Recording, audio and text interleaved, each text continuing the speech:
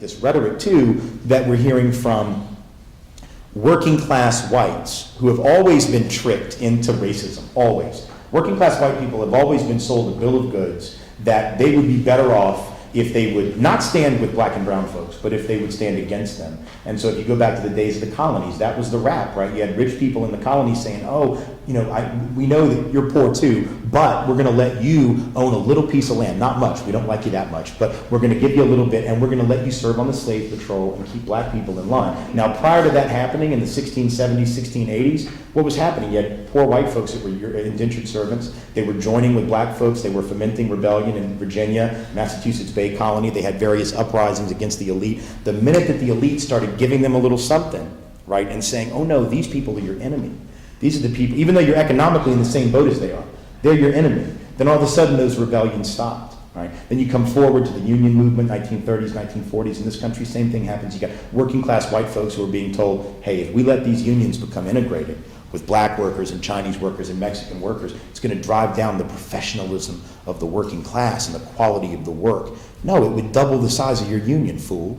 That's what you need, is a bigger union. But you're sitting there thinking, oh no, we got to keep it all. So they actually decided to opt for whiteness over class solidarity, and it hurt them. They ended up having weaker unions with weaker protections and lower wages than they would have had. And now what do you hear people saying to white working class people? Oh, we need to shut the border and run these folk, meaning undocumented, especially from Mexico and Central and South America, never undocumented from Canada. We're not closing the border there. We're not patrolling the ports off Nova Scotia. We're not concerned about everybody, just Mexicans and Central and South Americans. They said, we close the border and your wages will go up, because your wages are being driven down, you know, by these workers who come up. Now, the underlying logic here is the same logic that they were being sold in the anti-integrated union movement.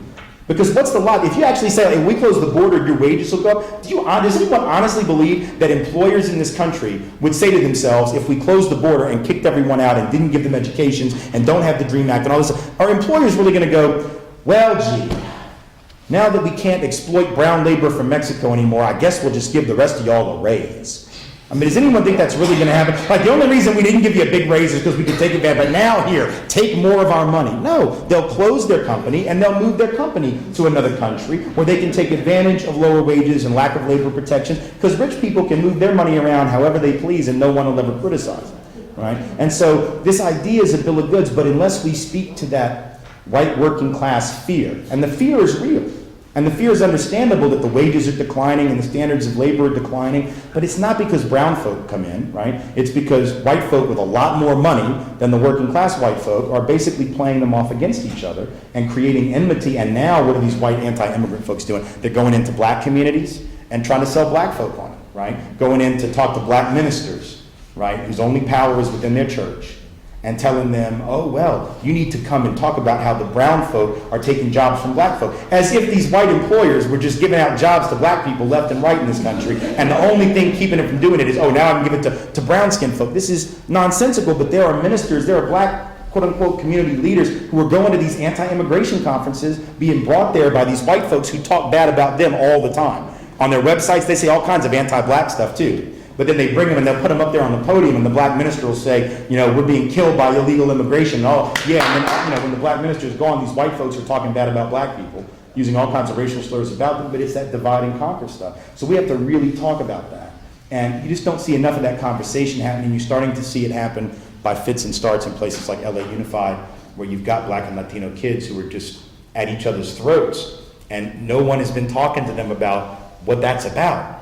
Black and brown folk beating each other up in LA Unified. Who runs LA Unified? Who owns LA Unified? Who owns the property in which these folks live, in the communities, in the businesses? This idea that black folks' enemy are Latinos and Latino folk enemy is black, and meanwhile, the white folks just keep on moving their kids out, keep on taking their capital out, keep on taking their jobs out, and just sort of laughing while black and brown folks beat the hell out of each other. I mean, it's just, again, this discussion that we just haven't had, and we need to have. We need to have it in schools, we need to have it in prisons, where frankly folks are being pitted against each other as a matter of policy in prison, where you got black folk and brown folk and white folk being pitted against each other. They know they're gangs and they encourage it. They segregate the units by race. They keep everybody at each other's throats. They don't do any kind of rehabilitation to get folks to come out of that sort of mentality of me against the other. So when they get back out on the street, They're still thinking in those terms. That's got to be deliberate. That's not an accident. They could take, but see, it's good because if you divide and conquer folks in jail, they won't take it out on the guards, right?